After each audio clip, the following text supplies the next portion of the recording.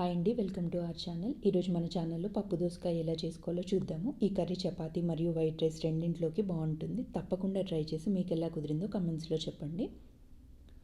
ముందుగా ఒక కుక్కర్ తీసుకొని 1 కప్పు కందిపప్పు తీసుకోవాలి. దాన్ని శుభ్రంగా కడిగి 2 కప్పుల నీళ్లు తీసుకోవాలి. నేను ఇక్కడ చూపిస్తున్న కప్పుతో 1 కప్పు పప్పు 2 కప్పుల నీళ్లు తీసుకున్నాను. ఇప్పుడు కుక్కర్ మూత పెట్టి స్టవ్ మీడియం ఫ్లేమ్లో పెట్టుకొని 4 నుండి 5 విజిల్స్ వచ్చే వరకు ఉడికించుకోవాలి.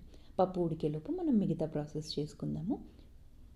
పచ్చిమిర్చి కారం కోసం ఒక మిక్సీ జార్లో 8 పచ్చిమిర్చి 4 వెల్లుల్లి రెబ్బలు తీసుకొని గ్రైండ్ చేసి పక్కన పెట్టుకోవాలి. కారం ఎక్కువగా తినేవాళ్ళు మీ రుచికి తగినట్టు పచ్చిమిర్చి తీసుకోండి.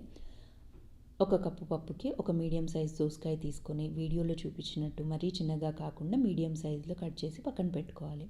మరొక స్టవ్ పైన మూకుడు పెట్టుకొని వేడయ్యాక ఒక 2 స్పూన్ల ఆయిల్ వేసుకొని ఆయిల్ హీట్ అయ్యాక 1 స్పూన్ పోపు గింజలు వేసుకోవాలి.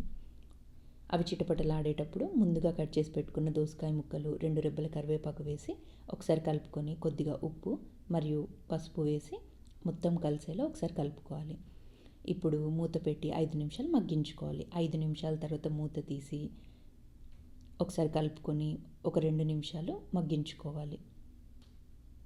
అలా మధ్య మధ్యలో కలుపుతూ మగ్గించుకోవాలండి.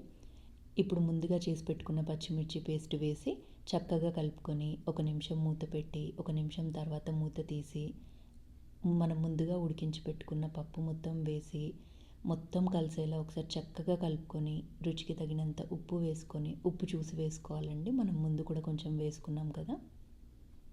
1 కప్పు వాటర్, కందిపప్పు తీసుకున్న కప్పుతో 1 కప్పు వాటర్ తీసుకోవాలి.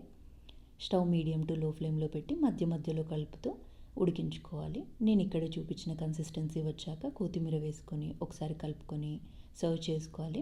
ఈ కన్సిస్టెన్సీలో కానీ చేస్తే పప్పు చల్లారాక కూడా అస్సలు గట్టిపడదండి. ఈ వీడియో కనుక మీకు నచ్చినట్టయితే ఒక లైక్ చేసి మన ఛానల్కి సబ్స్క్రైబ్ చేసి మీ ఫ్రెండ్స్ అండ్ రిలేటివ్స్కి షేర్ చేయండి. Thanks for watching.